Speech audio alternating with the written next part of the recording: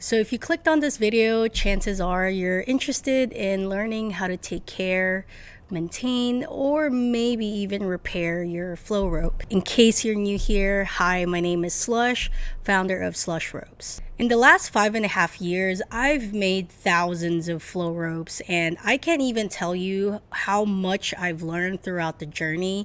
And throughout time, I've actually published a lot of articles, blogs, YouTube videos, social media posts, and even emails talking about this topic. However, something I realized recently is that I haven't really done an update when it comes to this topic. And so if you've watched or consumed some of the content that I've published from before, kind of treat this almost in a way as a software update, just a little refresh. And I wanted to add into a few things that one I thought was just kind of the obvious, but seems like it's not.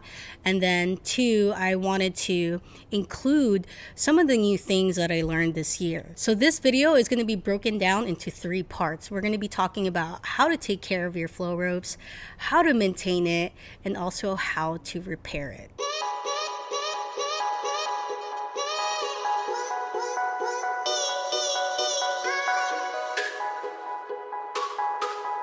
So before we dive deep, I just wanted to say that if you are enjoying this content, feel free to like and subscribe to my channel, as this does help me make more videos. And the next part is, and I think this is honestly the most important thing, is that I wanted to set up our expectations first when it comes to owning a flow rope before we talk about how to take care or maintain or repair our flow ropes. Something that I noticed, and this is just me, my personal journey serving the rope flow community and the jump rope community, is that there is a stark difference when it comes to expectations from each community. Since I came from the jump rope world, it wasn't uncommon for a PVC rope to snap, a beaded rope to be worn out, and for my jump ropes to be replaced almost every 2 months. On the flip side, I do get a lot of flomies from the rope flow community, write me about their concerns or questions about essentially just wear and tear. One thing that I do want to establish, and I kind of regret not talking about this a lot sooner, a lot louder, and a lot more often, but flow ropes, just like jump ropes, are to be considered consumables. In case you didn't know, your flow ropes are made with countless and countless of synthetic fibers, and friction contributes to wear and tear. And wear and tear is honestly just part of its life cycle. Another thing that I've noticed is that we have a lot of people in the rope flow community, and I don't think this is everyone or majority, but there is a substantial amount of flomies out there who are obsessed with keeping their flow ropes looking brand new. I don't want to throw shade, or this is no hate to anyone out there who wants to keep their things nice and tidy. I just wanted to reinforce the fact that there is no way to use our flow ropes to its full potential while also keeping it brand new.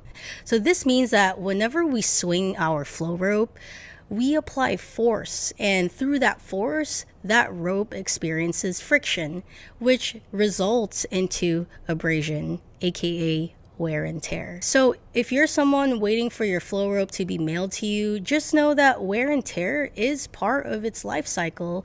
And throughout this video, you are going to be learning a few tricks and tips as to how to prolong the life of your flow rope. And as a disclaimer, all flow rope companies are going to be making their flow ropes in different methods with different materials, different blends. And so if there is any advice here that I can give, is that if you are using a brand that is not Slush Ropes, I do recommend that you speak to the flow rope maker and ask them for, their proprietary or their own original advice whenever it comes to taking care, maintaining, or even repairing your flow ropes.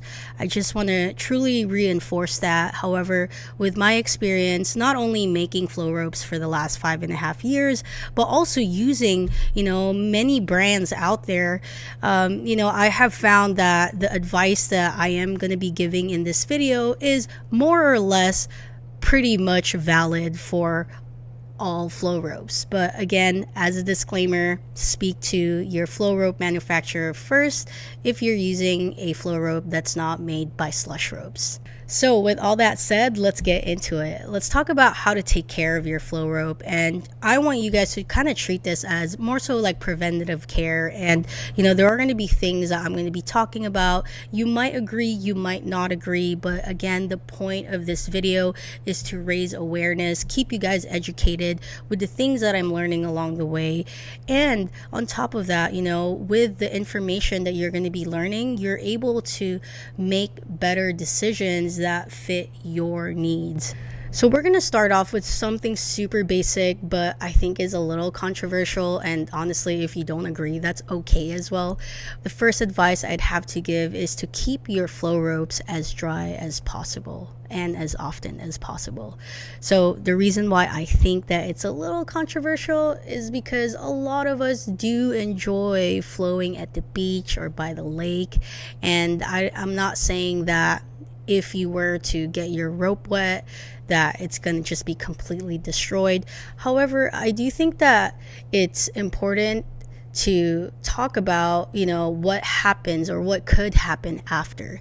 So here's a little story time for you guys. And about 3 years ago or 2 years ago, I went to Hawaii for a workshop and I taught rope flow there.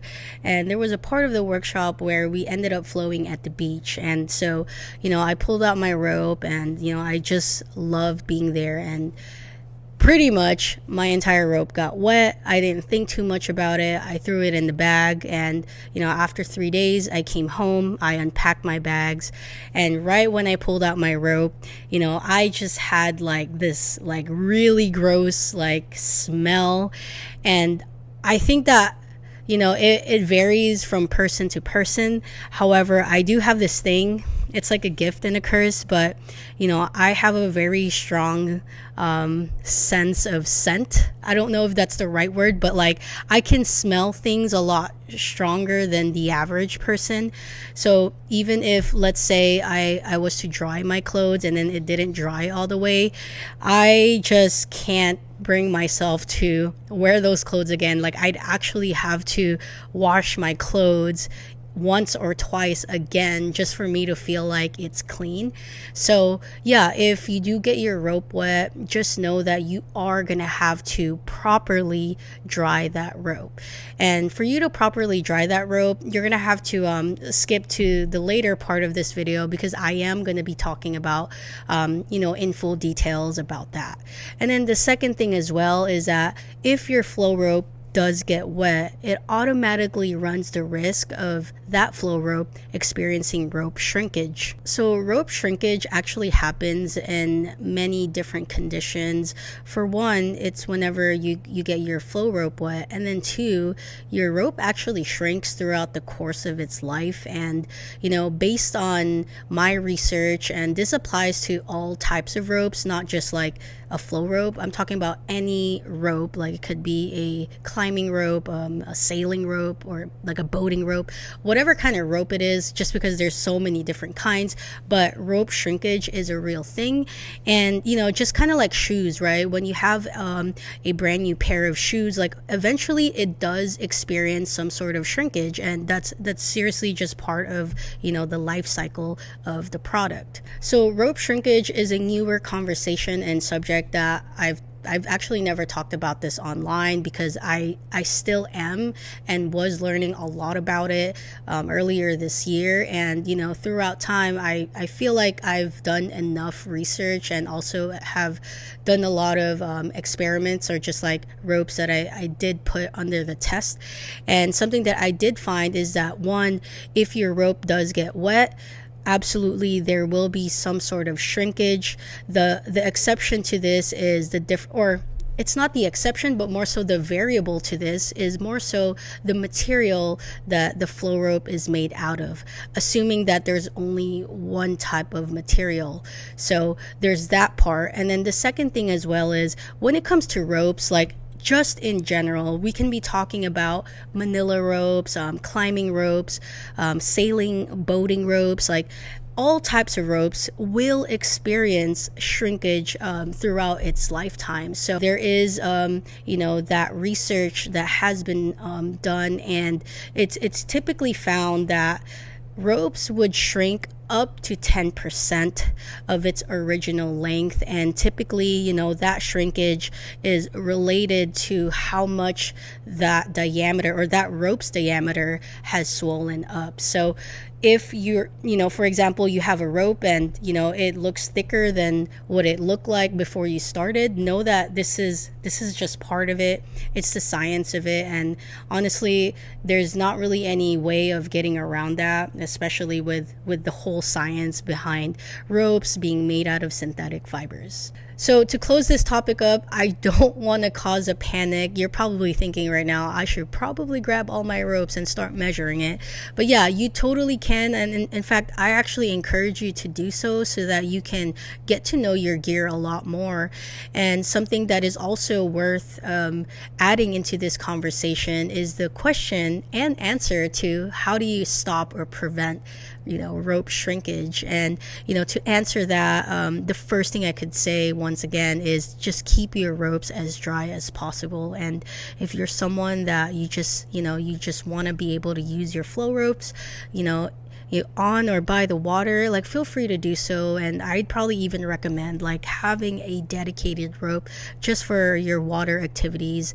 And then the second thing as well is that if you do experience rope shrinkage, know that with every single flow rope, it's going to have a different variable. And the reason for that is the material and the environment / conditions that rope has been through. So it's not to say that every single flow rope will shrink at the, within the same timeline. It all varies. And yeah, hopefully I didn't cause too much panic there. But yeah, that is something that I learned in 2024.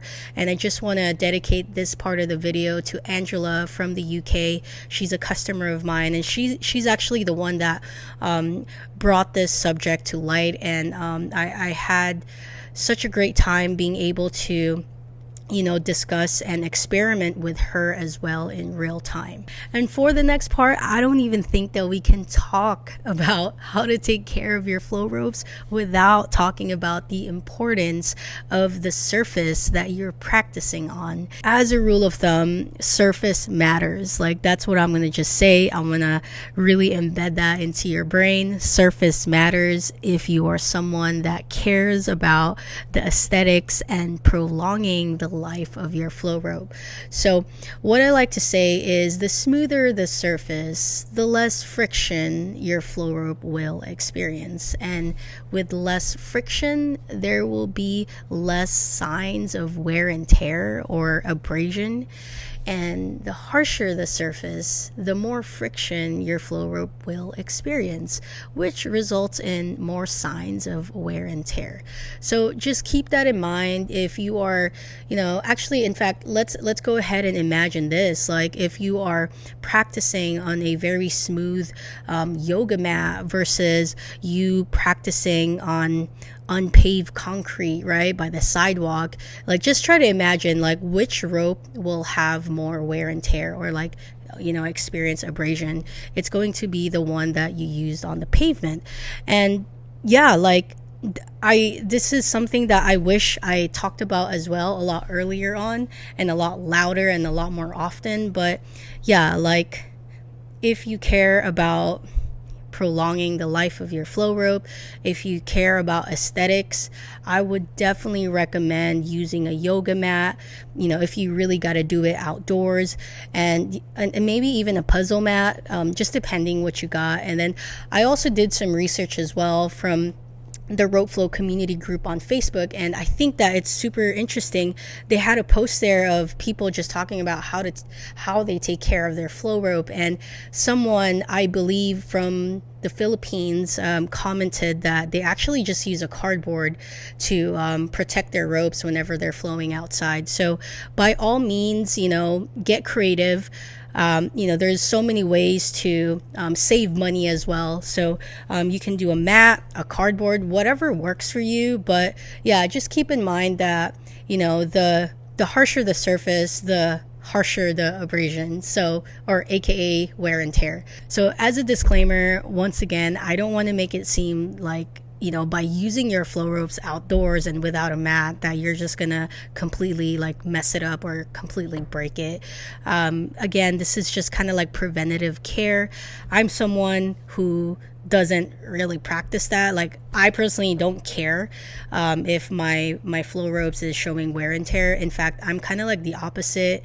Let me know in the comments too if you're like that. But I absolutely love, you know, flow ropes just in general, especially when I see flomies, you know, in real life or on the internet, you know, rocking a flow rope that's literally about to fall apart. I think that that's the dopest shit ever, because I don't even need to ask them, you know, like I can see that they've put in the work. So yeah, personal preference, but yeah, like it's totally normal, like in case that does happen. And if your flow rope right now currently looks like that, make sure you stay tuned for, you know, the rest of the video, because I'm also going to be talking about how to avoid getting there, or, you know, even repairing it if your rope already looks like that. So the next way you can take care of your flow rope is by adding a protective sleeve at the bottom center of the rope.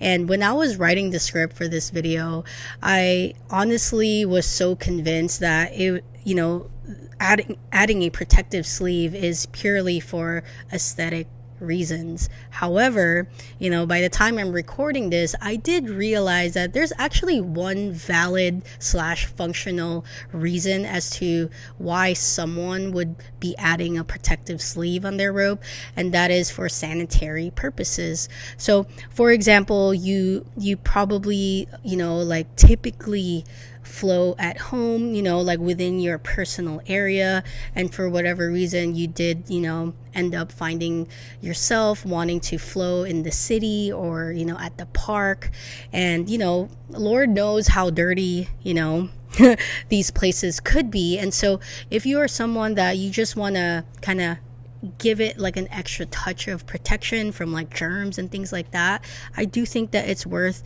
exploring adding a protective sleeve. However, something that I did find as well from my experience is that whenever we add in some sort of protective sleeve around the rope, that it does change the dynamics, or like how the rope feels like when you're swinging it. So, you know, just kind of expect that. And for some people, it's honestly not a big deal, and for some people they might not even really notice it, but for me, I do notice it. And unfortunately, I'm someone that I don't really care for, you know, making my flow ropes look perfect or neat. I'm okay with the flow ropes looking like whatever it looks like. So if you're interested in adding a protective sleeve onto your rope, there are two types of materials that I've seen people use often. The first one is electrical tape. This is honestly not the tape I would go for personally for me. However, the reason why I do recommend this is because of its accessibility.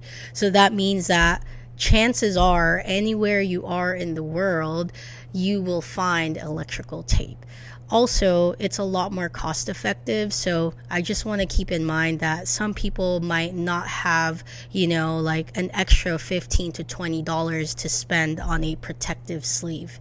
The next material that I see a lot of people use, and typically is most favored, is kinesiology tape.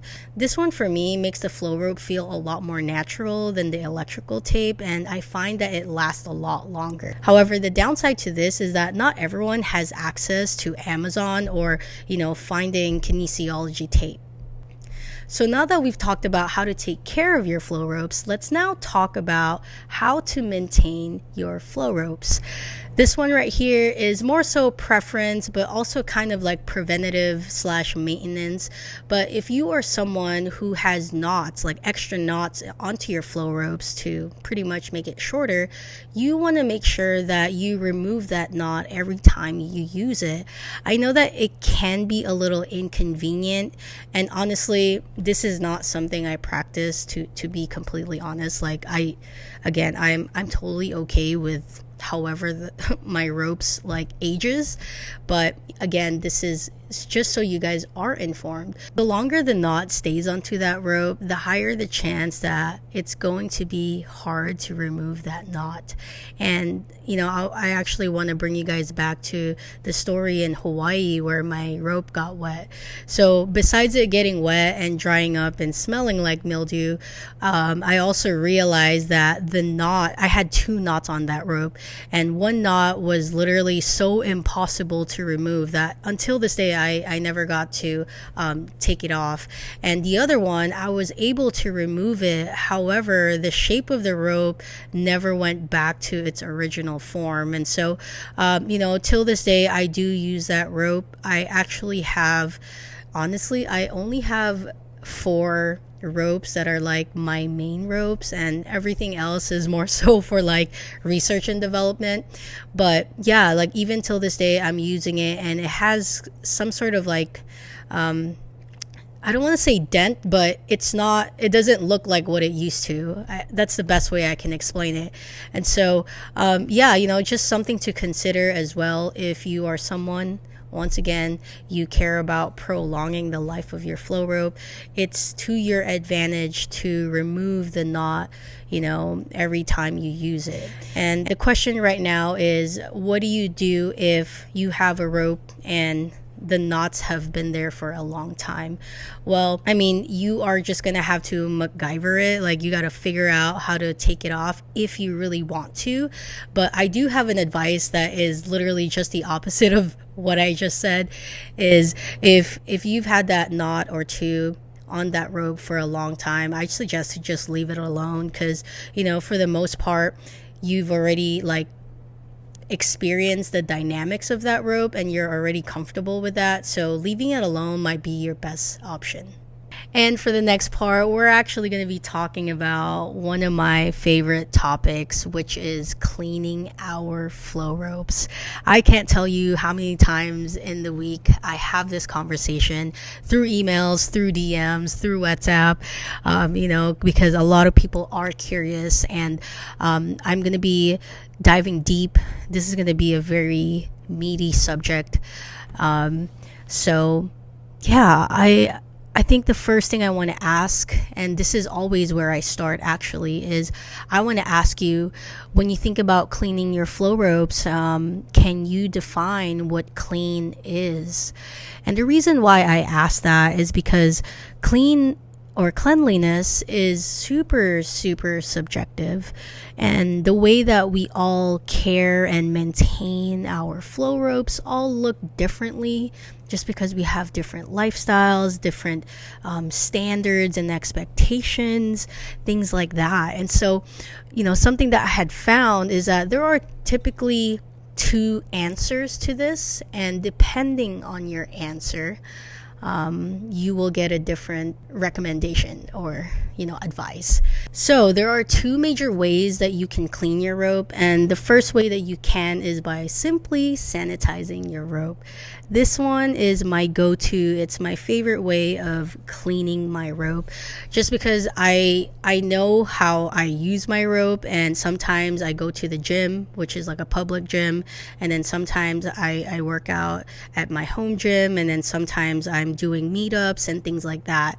And to be honest with you, I have hella trust issues. I don't know, if there's been like some poop in, there's been some poop on that pavement from like an hour ago or whatever. But yeah, like sanitizing your rope is one of the easiest way to clean your rope. Although, the downside to this is it doesn't remove like aesthetic scuff marks, I guess.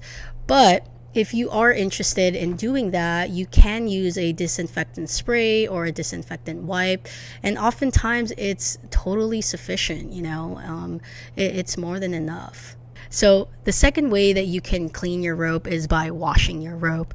I'm having a hard time recommending this because it's like it's like cognitive dissonance. Like, I want to say it, but I don't even know like if I really, really, truly recommend it. But again, the purpose of this video is to have a conversation. I can help you guys stay educated when it comes to just like product knowledge and taking care of your gear. So if you absolutely have to wash your rope, the first thing I'm going to say is start in sections. I have a very hard time trying to imagine a scenario, although not impossible, but I'm having a hard time thinking of a scenario where the entire rope must be washed. There are exceptions, but I'm just saying, like, for the most part, I do think that most people will find themselves truly only having to wash a portion of the rope. Typically it's the bottom center, like, if I'm just being honest. But just to get back into the topic, the first thing that I would recommend is to start in small sections. Like, just start small, because the thing about it is, the moment that you get your flow rope wet, you run the risk of that rope getting stiff. Again, mildew, mold, bacteria, things like that growing. And very soon we're also going to talk about how to dry it. But the point is, you want to start in small sections. You don't want to go full ham right away.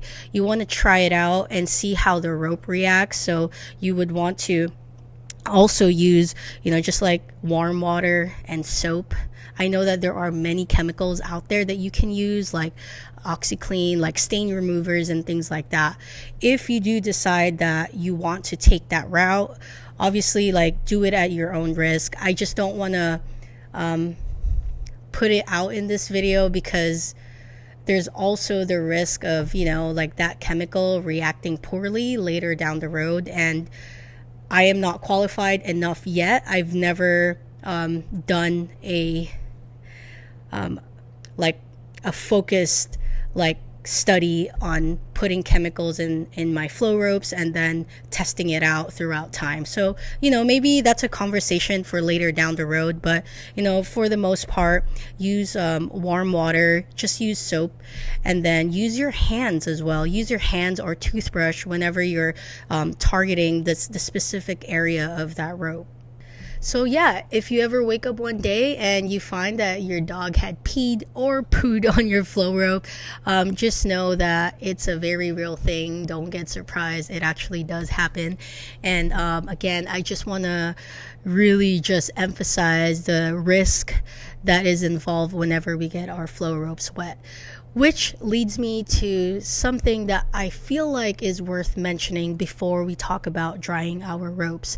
As another disclaimer, I just want to say that every single flow rope company is going to have their own proprietary recommendation, as to how to take care or clean their products. So it's just like clothing. Some shirts, like, you want to hang dry. Some clothes don't shrink when you put it in the dryer. So if you're very concerned and want to take all the proper steps, make sure that you contact the company that made your flow ropes. So now that you've accepted that your golden retriever had peed on your flow rope, let's now talk about drying your flow ropes.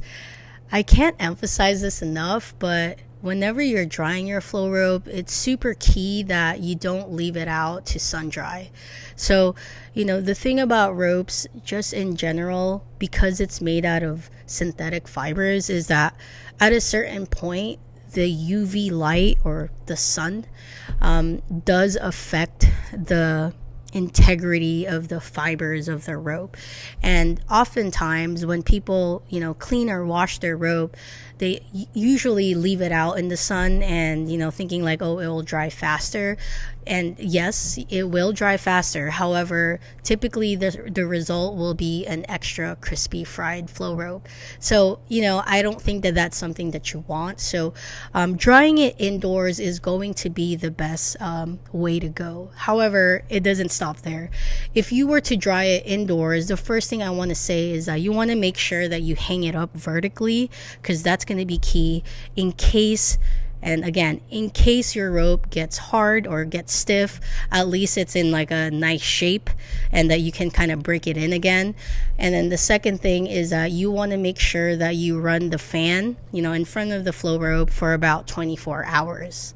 As a rule of thumb, the thicker the rope, the longer the dry time. So kind of just just kind of use or eyeball.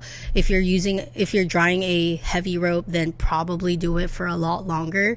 And the other thing as well that's worth mentioning is that don't get fooled by the flow rope feeling dry, within the first 4 hours, because chances are you can't feel the inside of the rope. And honestly, this is where the mildew and, the mold grows. To wrap this topic up with cleaning our flow ropes, always consider if what you need to clean is an absolute need.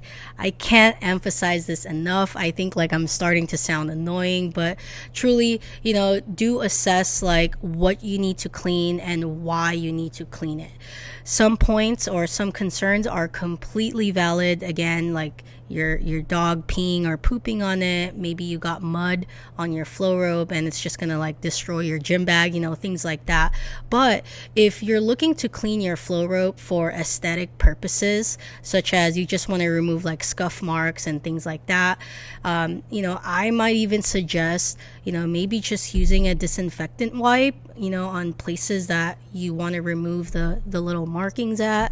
But ultimately, I would just leave it alone, because those scuff marks are honestly like, love marks, at least for me. And, just going back to me truly appreciating a rope that's being used to its full potential. So this next advice is for people who own multiple ropes. I want to say that maintaining your flow ropes also include using your flow ropes. I've been a sneakerhead for literally like almost my entire life, and I have this thing where I love to keep my Jordans and all of my collectible shoes in the box and keeping it as brand new as possible. However, the downside to this is that if I don't wear the shoe, after a specific amount of time, the shoe will literally crumble. And although flow ropes and sneakers are made from different materials, I do suggest kind of like the same approach. If you are interested in prolonging the life of your flow rope, I would personally encourage you guys to use the flow rope or your extra flow ropes every now and then to kind of just give it a swing and almost like make sure that all the fibers of that rope is activated every once in a while. On top of that, storing it for an extended period of time isn't always good or the best thing for its life cycle, and you would want to use the rope here and there. So yeah, it's not that your rope will deteriorate if you don't use it. However, there is a study that after about 10 years of a rope not being used, that this is where you truly start to see the synthetic fibers not being as strong as it used to be. And for the next part, we're going to be talking about usage and material. So usage refers to us using the rope, and then material will refer to what the flow rope is made out of. So the first thing I want to say is that I was very hesitant on even adding this into the video, but I figured this might help people out there who is a little curious as to why certain ropes show more wear and tear in a shorter amount of time versus other ropes. So I can't speak for every single rope company out there, but one thing that I'm confident in saying is that not all flow ropes are made the same. The way I might cook up, a 12 millimeter standard size flow rope might feel and look different than, let's just say, how company A makes it. Even though the specs might be identical, it doesn't really mean that it's completely the same. And honestly, this is why, it's so cool to try out different ropes, even though they might seem like they are the same. Sometimes flow ropes will show wear and tear a lot faster, and going back to it, this also kind of depends on the surface that you've been practicing on, and it's also not uncommon for people to have an indoor rope and an outdoor rope. So if you are blessed to have more than 2 ropes, or at least 2 ropes, you at least have that option of having an indoor and an outdoor. But yeah, how you use it, where you use it does matter on top of the material that your flow rope is made out of. So again, if you're just curious, like how come this rope, it's not fraying or it's not showing wear and tear as much as, let's say, a newer rope that you just got, know that it all depends on the material and how it's been used. To wrap this topic up, just keep in mind that the way we see wear and tear on our flow ropes will all look differently and they will all age differently. As a rule of thumb, most flow ropes are most likely not made from the same exact material. In fact, a rope can be made out of nylon, but it doesn't mean that the nylon fibers that's been used to make that rope is the same stock fiber that the other company used. So, what I'm saying is that some of your ropes is going to be less resistant to abrasion, aka wear and tear, and some of it is going to be more resistant to abrasion. So always keep that in mind. You're not doing anything wrong. There's nothing wrong with the flow rope. In fact, I had found that it's a give and take, especially, for example, if you were to use a softer rope. I find that the pros to that is that you get a really nice drag, a nice feel, a super flowy rope. And with a firmer rope, you get a super whippy and fast, aerodynamic rope. And so every single rope is just going to offer you something different. And again, setting that expectation that all of our ropes will age differently and wear and tear will also follow. If you're still watching this video, I just want to say thank you. I hope you can click like and subscribe, as it helps my channel out and helps me justify all the hours that I put in to do this. So we're going to be talking about the last portion of this video, which is how to repair your flow rope. If this is a topic that you are interested in, chances are you're at that later part of your flow rope life where things might be falling apart, or maybe you're just interested in just doing a little cleanup, like aesthetically. So I wanted to add this bonus topic into this segment because I think it's just worth mentioning. But there has been instances where people get their first flow rope, and typically this is something that happens with with beginners, but they end up cutting their flow rope to make it shorter. If you are interested in making your rope shorter, you can add a knot or two or as many as you'd like, but you would never want to cut your rope. Second thing as well is, if you just wanted a shorter rope, feel free to email me at info@slushropes.com, since I do free custom size for custom length flow ropes for you guys. So yeah, I think that's just worth mentioning. And then the other thing as well is, you probably don't want to tamper with how the handles are made. That's just my advice, because usually people want to unknot the handles and then they can't put it back, and that in itself is a little hard to repair on your own. All right, so let's get into it. If your flow rope has fraying but the outer sheath is still intact, what you want to do is you want to grab a heat gun, if you have one, or if you're okay with investing in one. It costs about between $20 to $25, and this is great for anyone who feels like flow ropes or rope flow in general is going to be a long time activity for you. It's always nice to have a heat gun, because what the heat gun does is that it helps with the fraying, and it doesn't remove it. If anything, it kind of just reseals it back into its place. So if you have fraying and let's just say a few synthetic fibers are coming out and it's super long, what you want to do is you want to just first cut it out, as much as you can, and whatever else is sticking out, just point your heat gun about 6 to 8 inches away from the rope, and you want to do it slowly, about 3 to 5 second increments. So don't do it for a long time, because if you do, you also run the risk of literally burning your rope, because again, your ropes are made out of synthetic fibers, and if it's too hot, it's also gonna burn. And if you can't get your hands on a heat gun, another great choice is just using a lighter. This one is obviously a lot more accessible wherever you are in the world. And you know, even though it's not as strong as a heat gun, it will still be sufficient enough. However, you want to also take this slowly. You want to do it like in you know, like 3 to 5 second increments. Like, don't do it for too long, because again, you can burn your rope or even your hands or your fingers. If a heat gun or a lighter just doesn't work for you, I would suggest just grabbing you know, tape. We talked about it earlier on this video, but electrical tape or kinesiology tape will at least help, you know, the fraying or the continuation of the fraying of your rope.